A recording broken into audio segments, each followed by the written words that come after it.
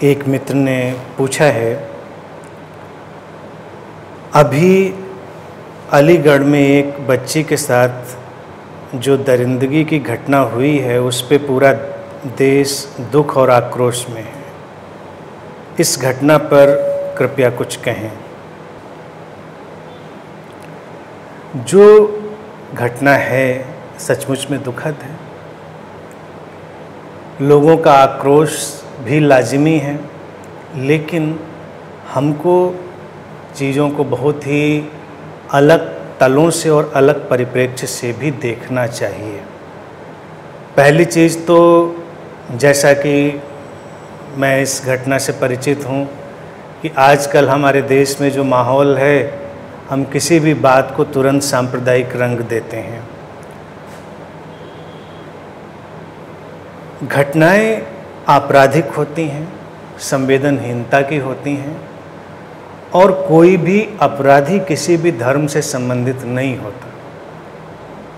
ये अलग बात है कि संगठित धर्मों ने भी तमाम अपराध किए होते हैं और वो किसी एक धर्म के खाते में नहीं हैं। सभी धर्म संगठित अपराधों से रक्त रंजित हैं। लेकिन हमको समाज की बीमारियों को देखना होगा कि कोई घटना कहाँ से क्यों उपजती है। अगर हम उसके मौलिक कारण तक नहीं पहुँचेंगे, उसके रूट काज तक नहीं जाएंगे और हम ऊपर ऊपर का सारा काम करेंगे तो कभी भी कोई भी समाधान निकलेगा नहीं, और आज तक निकला भी नहीं है, क्योंकि समाधान हमेशा ऊपरी होते हैं, कारण कहीं गहरे होते हैं। घटनाओं को देखिए, जब ऐसी घटना है तो ऐसी घटनाओं को हम ऐसे नहीं देखें कि ये सेक्सुअल वायलेंस है, ये अलग किस्म का वायलेंस है। ये एक वायलेंट एटीट्यूड है, हिंसक वृत्ति है जो किसी व्यक्ति के अंदर है। उसका मानसिक विकृति कह सकें या जो भी कहें, वो हो सकता है।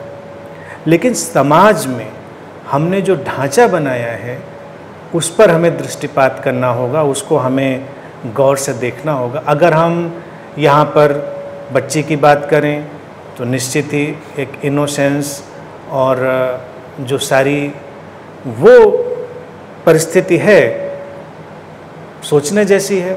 लेकिन हम समाज में इनोसेंस की क्या कद्र करते हैं?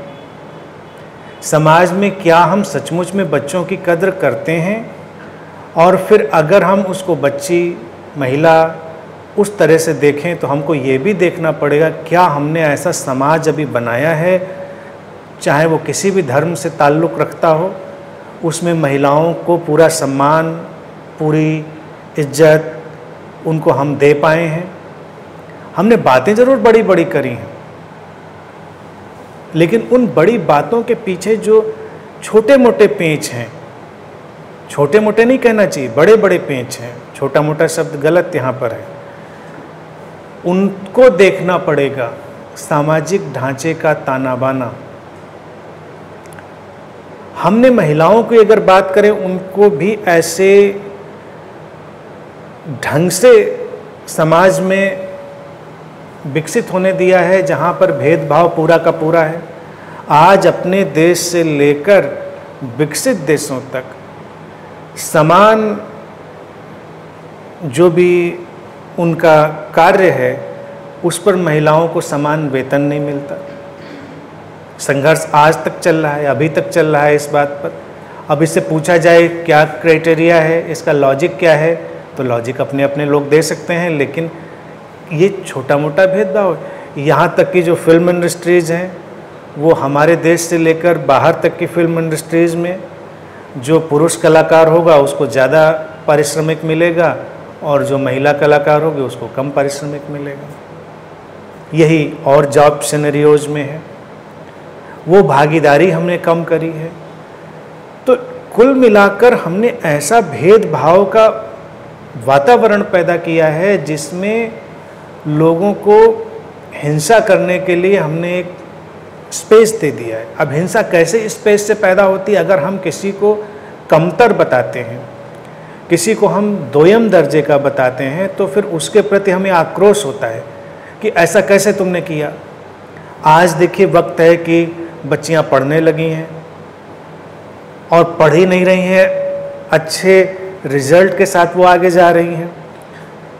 पहले के वक्त में उनका पढ़ना भी कितना मुश्किल था, और आज भी ऐसा नहीं कि पूरा समाज बदल गया है। समाज के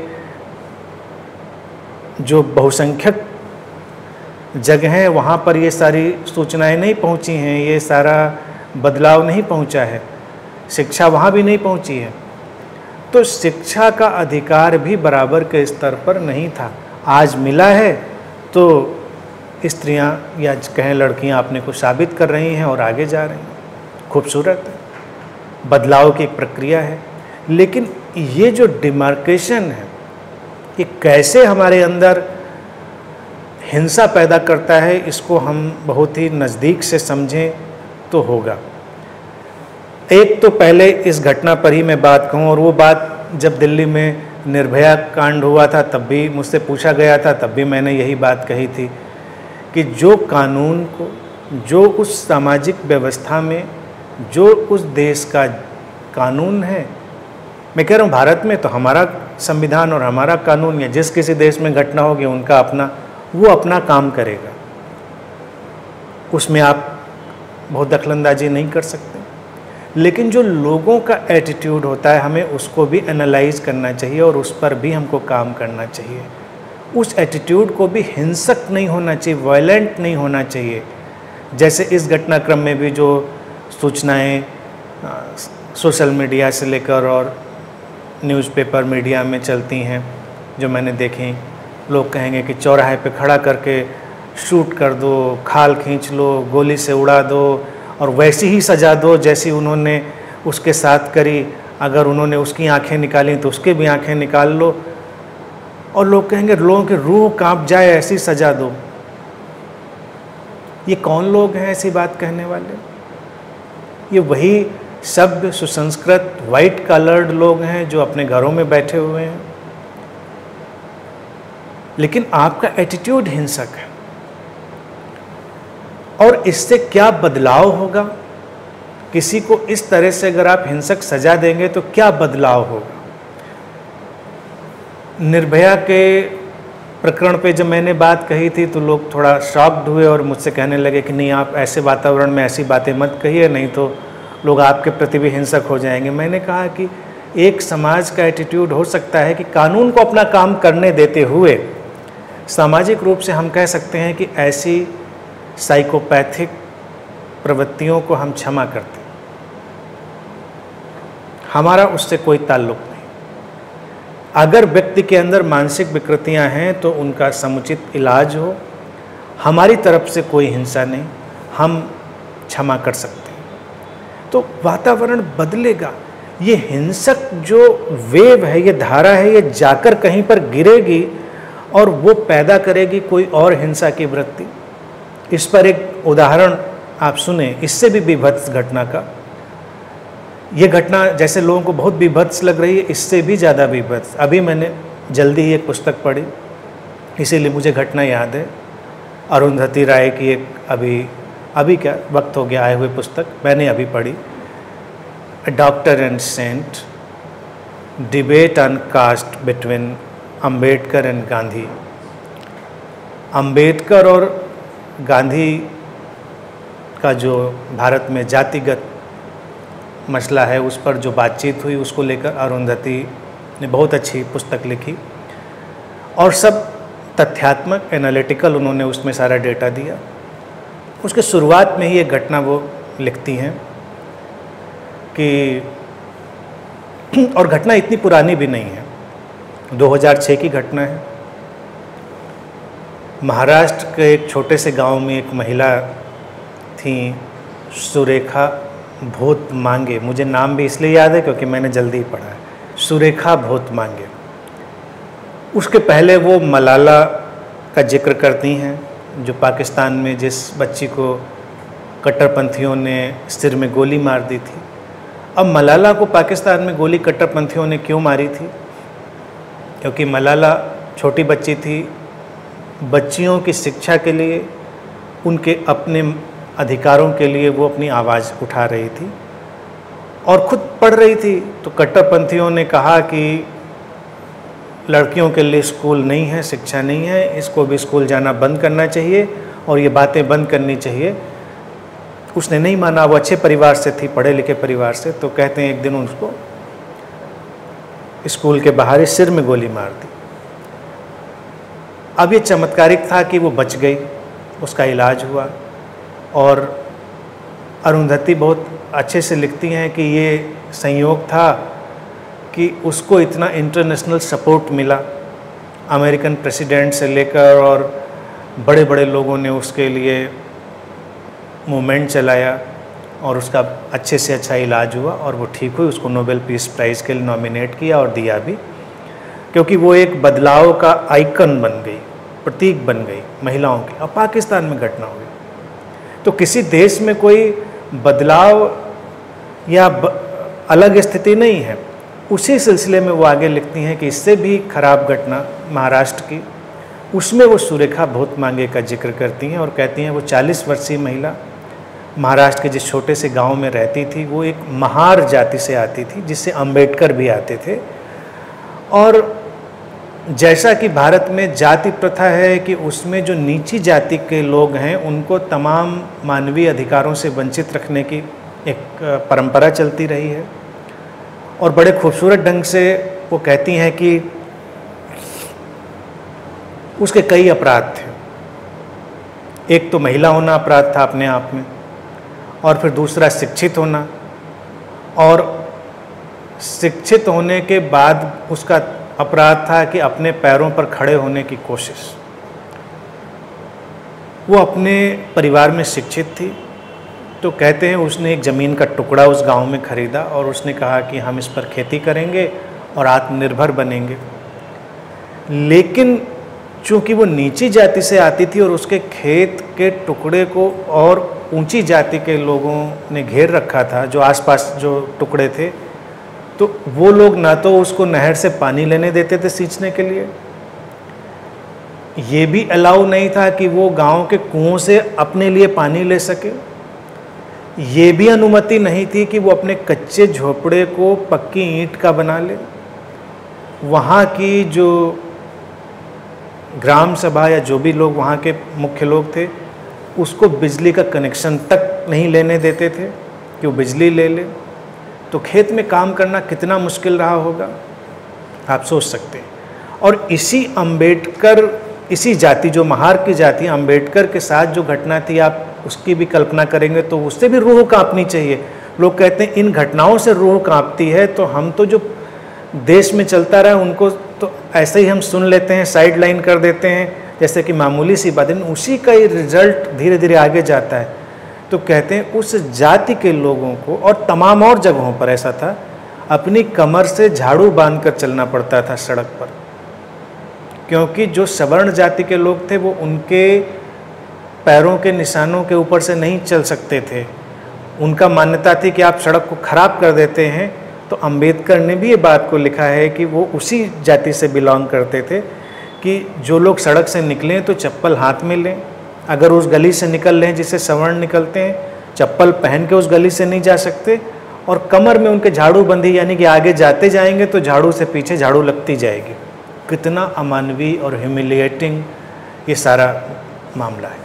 अब सुरेखा के साथ देखिए क्या हुआ। वो कहती हैं कि ये सारी चीज़ें हुई तो सवर्ण लोग परेशान करते रहे और वो लड़ाई लड़ती रही महिला। उसकी 2 बेटे थे, कॉलेज जाते थे, उनको भी वो शिक्षित कर रही थी, ये बात भी लोगों को अखड़ रही थी। एक बेटी उसकी टीनेजर किशोर वय की थी, उसको भी वो पढ़ा रही थी, इसको भी सारे लोग नापसंद कर रहे थे। तो जब उसने अपने खेत के लिए बहुत कोशिशें करी तो कहते हैं गांव वालों ने एक सर्वसम्मति से प्रस्ताव निकाला कि एक सड़क बनेगी सार्वजनिक जो उसके खेत के बीच से निकलेगी।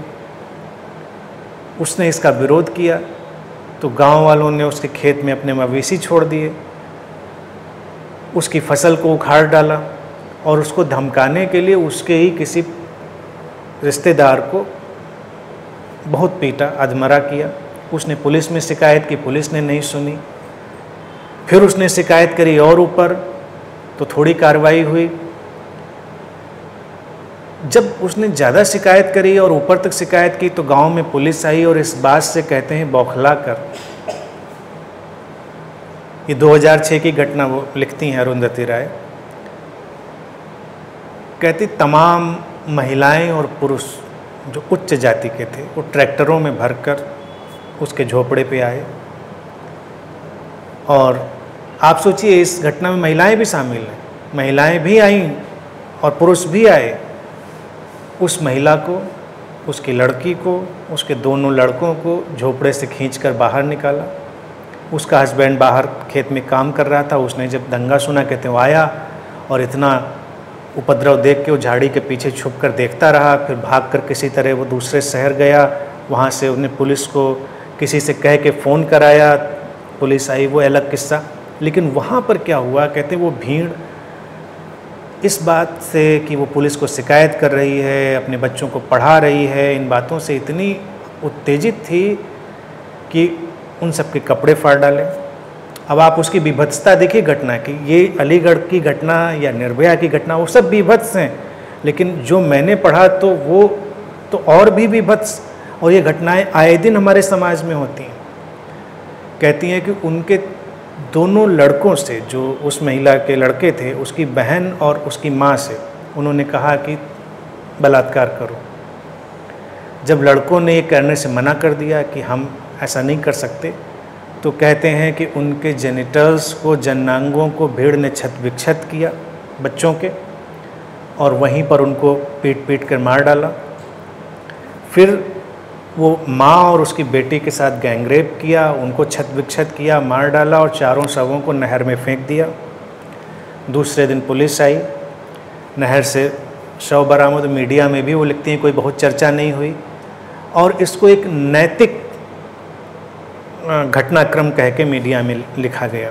लेकिन ये जातिगत विद्वेष, ऊंचे और नीचे की भावना, इन सबसे उपजी हुई घटना थी। मैं इसलिए घटना को बता रहा हूँ, और जो मैंने पढ़ा और जिसको मैं समझता हूँ अरुंधति भी लिखना चाह रहे हूँ कि हिंसा क्यों निकली, इतनी बीभत्स हिंसा क्यों निकली किसी के अंदर से। और वहाँ पर महिलाएं भी आई थी, वो तो रोक सकती थी। क्या एक स्त्री दूसरी स्त्री के साथ इतना अपमानजनक व्यवहार होते हुए देख सकती? ये तो प्रश्न हमेशा उठता है, लेकिन समाज हमेशा इस बात का गवाह है कि हाँ देख सकते हैं, देखते ही हैं, आए दिन देखते हैं, देखते ही नहीं प्रमोट करते हैं। तो ये प्रश्न नहीं उठाने हैं हमको तो मौलिक प्रश्न देखिए। क्यों? क्योंकि जब आपने किसी को कमतर मान लिया और आपने मान लिया कि इस व्यक्ति को आप अधिकार देने वाले नहीं हैं, तो अधिकारों के लिए ऊपर उठने की उसकी हर कोशिश आपको हिंसक बनाती है। महिलाओं को हमने समाज में कमतर बनाया है तो उनकी हर कोशिश लोगों को हिंसक बनाती है। आमतौर से जहाँ जहाँ जो बेल्ट सुधरती जा रही है वहाँ वहाँ सुधरता जा रहा है, लेकिन ऐसा ना सोचिए पूरा समाज सुधरता जा रहा है। अभी भी लोगों को अखड़ता है, लोगों को तमाम परेशानी होती है। आज क्या आप सोचते हैं महिलाओं का जॉब करना बड़ा आसान है? उनका पूरे इस वर्किंग फील्ड में स्मूथली मूव करना आसान है? कहाँ आसान है, जबकि होना चाहिए। तो ये सब जब चीज़ें हैं तो लोगों के अंदर एक इनबिल्ट सप्रेस्ड वायलेंस पड़ा हुआ है। और फिर हिंदू मुस्लिम की जो बात आती है उसको ज़रा देखिए। कोई भी धर्म कहीं भी हिंसा नहीं सिखाता, कोई भी धर्मों के अपनी कमियां हो सकती हैं, लेकिन कमोबेश कोई भी धर्म ऐसे कुकृत्य या ऐसे हिंसक वारदातों की तो पैरवी नहीं ही करता है। वो लोग उसका इंटरप्रिटेशन क्या करते हैं उससे होता है। अब ये घटना बताई जो हमने, ये तो हिंदू धर्म की है। हिंदू धर्म में कहेंगे ये तो वर्ण व्यवस्था, उससे निकलती हुई जाति व्यवस्था और उससे निकली हुई सारी बातें हैं। तो हिंदू धर्म में भी हमारे कौन सी सारी अच्छी बातें आ गई। फिर यहाँ पर हम महिलाओं की अगर बात उठाएं तो हम उसको देवी भी बना देते हैं, लेकिन देवी बनाकर क्या हम उसको उतना मानवीय अधिकार देते हैं? परिवार में ही क्या हिंसा नहीं होती है?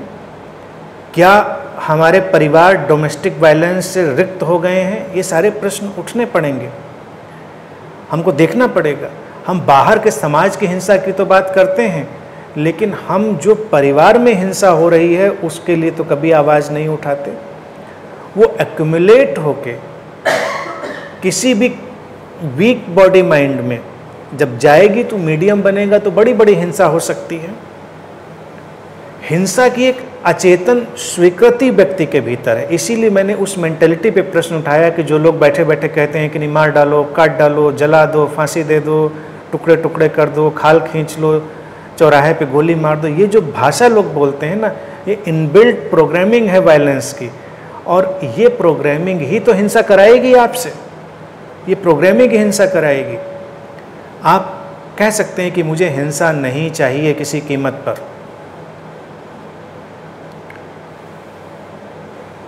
देखिए समाज में बदलाव आएगा, लेकिन ना हम घरों को इससे मुक्त कर पा रहे हैं, ना अपनी व्यवस्थाओं को उससे मुक्त कर पा रहे हैं। धर्मों के जो सड़े हुए स्ट्रक्चर हैं, रॉटन स्ट्रक्चर हैं, उन पर भी हम प्रश्न उठाने की बात नहीं करते। अभी साउथ में देखिए, एक मंदिर में महिलाओं के जाने की बात, जाए ना जाए इससे तो मुझे कोई फ़र्क नहीं पड़ता। मैं तो कहता हूँ, कई बार मैं पूछता हूँ, महिलाएं मंदिर जाती ही क्यों हैं? जब नहीं जाने दिया जाता है तो आपको क्या पड़ी जाने? अब एक भी मंदिर मत जाइए, देखिए सारे बाबा पुजारी भूखों मर जाएंगे, बंद हो जाएंगी उनकी सारी दुकानें, आप ही के ऊपर पलते हैं वो। लेकिन आप नहीं समझते। अब सबरीमाला का मंदिर, मुख्य घटनाक्रम कितना चला अभी सब अखबारों मीडिया में आपने देखा, और विरोध करने में महिलाएं भी पूरे आगे थीं। ऐसा नहीं था कि कुछ महिलाओं ने कहा कि नहीं हमको वहाँ जाने की अनुमति मिलनी चाहिए, सारी महिलाओं ने नहीं कहा।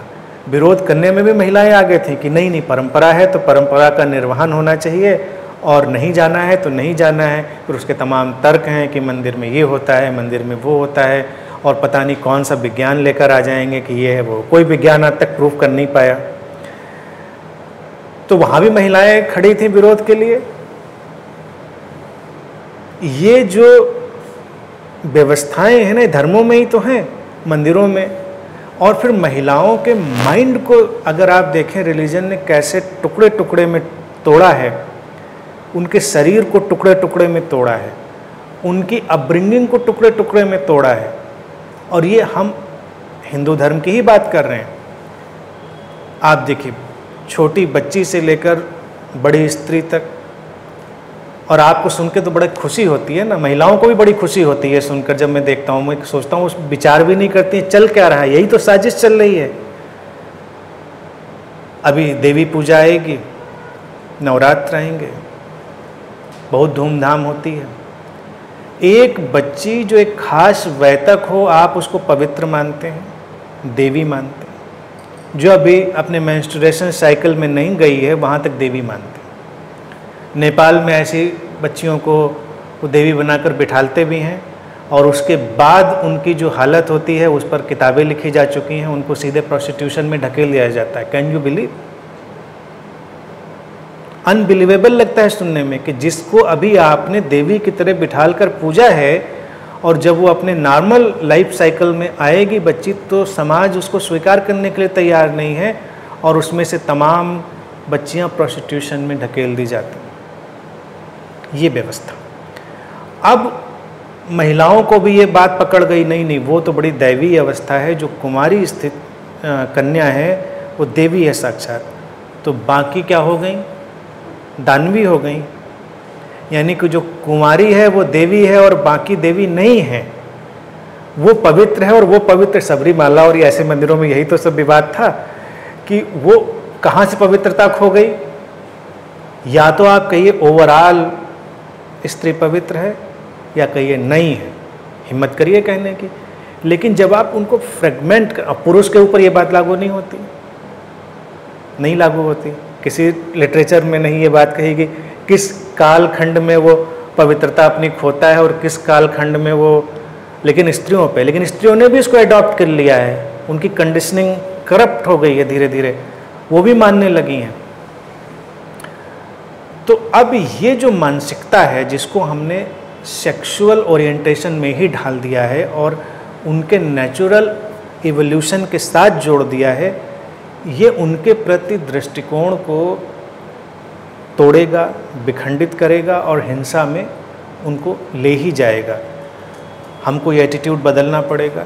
स्त्री या तो हम तो कहते हैं पवित्र शब्द भी हटा दीजिए, मेरा कहना है उसको मानवीय मानिए। आप भी मानवीय हैं, वो भी मानवीय, मानवीय ढंग से विकसित होने दीजिए सबको।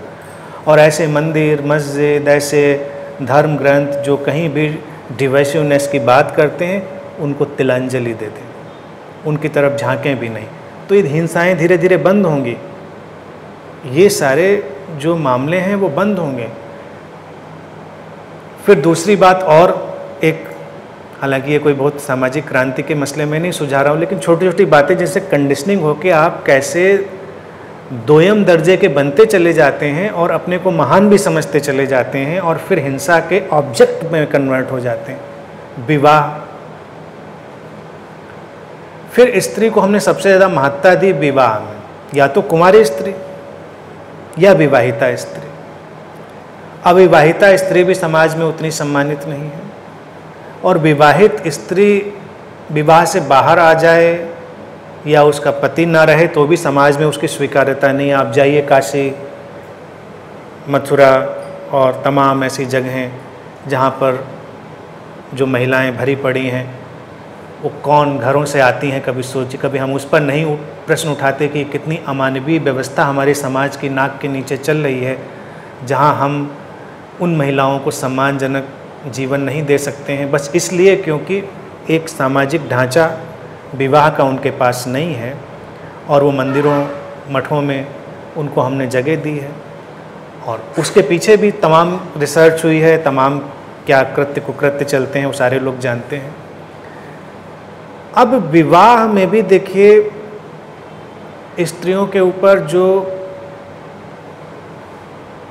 चिन्हों का धारण है, सिंबल्स का, एक स्त्री को देखकर आप तुरंत समझ सकते हैं विवाहित है, पुरुष को देखकर आप कभी नहीं समझ सकते विवाहित है। क्यों बनाया ऐसा? क्योंकि हमने उसको प्रॉपर्टी माना था। तो आपको एक प्रॉपर्टी को मार्क करना जरूरी है। अगर आप प्रॉपर्टी को मार्क नहीं करेंगे, जैसे आप अपना प्लॉट खरीदते हैं तो बाउंड्री खिंचवा देते हैं, गेट लगवा देते हैं, लेकिन हमने उनको महिमा मंडित भी कर दिया इन सारी बातों को। तो पुरुष को देखकर तो कोई नहीं जान पाएगा भाई इसकी शादी हो गई कि नहीं हो गई, लेकिन महिला को देख के पता चल जाएगा शादी हो गई इसकी। तो अब ये पता हो जाए कि समाज उसके प्रति अलग व्यवहार रखेगा। समाज क्यों अलग व्यवहार रखेगा? मेरा प्रश्न ये है, समाज एक ही व्यवहार क्यों नहीं रख सकता? सम्मान का व्यवहार, किसी के जीवन के स्वीकार का व्यवहार। हम सम्मान के लिए भी कैटेगराइजेशन क्यों तय कर चुके हैं? और इसीलिए जब स्त्री उस किसी ब्रैकेट से बाहर होती है वो हिंसा का शिकार होती है। जैसे ही वो उस ब्रैकेट को तोड़ती है या उससे बाहर गिरती है, समाज हिंसा के लिए तैयार है। तो ये सारा ढांचा अगर हम देखें, समझें, और तमाम बातें हैं, ये तो मोटी मोटी बातें हैं, और उस वायरस को ठीक करें, तो ये जो आउटकम समाज में गाहे बगाहे होती हैं ये धीरे धीरे कम होंगे। एक बैग सुधर जाएंगे ऐसा नहीं। और मैं तो ये आशावाद भी नहीं लोगों को दिलाता हूँ कि समाज में एक दिन हिंसा ख़त्म हो जाएगी, क्योंकि साइकोपैथ्स होते रहेंगे। साइकोपैथ्स अगर सेंट्स होते रहेंगे तो साइकोपैथ्स भी होते रहेंगे। समाज में बैलेंसिंग एक्ट हमेशा चलता है। या तो एक दिन आप ये मान लें कि हाँ ना कोई सेंट भी नहीं होगा, तो उस दिन समाज में साइकोपैथ भी नहीं होगा। पोलर अपोजिट का बैलेंस हमेशा रहेगा। लेकिन बड़े परिदृश्य में बहुत बदलाव घट जाएगा। वो छुटपुट चीज़ें कहीं कभी कभार होंगी, लेकिन जो आए दिन चीज़ें हैं उनमें बहुत बदलाव हो सकता है। तो इस दृष्टि से देखेंगे इस बात को। मेरा ऐसी घटनाओं पे यही अप्रोच रहती है, बीमारी का इलाज करें, उसके गहराई में जाकर। जो लक्षण आ गए हैं शरीर पर, एक फोड़ा निकल आया उसको काटेंगे, उसको उसके ऊपर बैंड लगा देंगे तो उससे कोई बहुत अंतर नहीं पड़ेगा। लेकिन जिस वजह से, जिस इन्फेक्शन से ये फोड़े निकल रहे हैं, पहले उस इन्फेक्शन को हमें क्योर करना होगा। और वो इन्फेक्शन इस डिवाइसिव एटीट्यूड का है, इस विभाजित करने वाली प्रवृत्ति का है।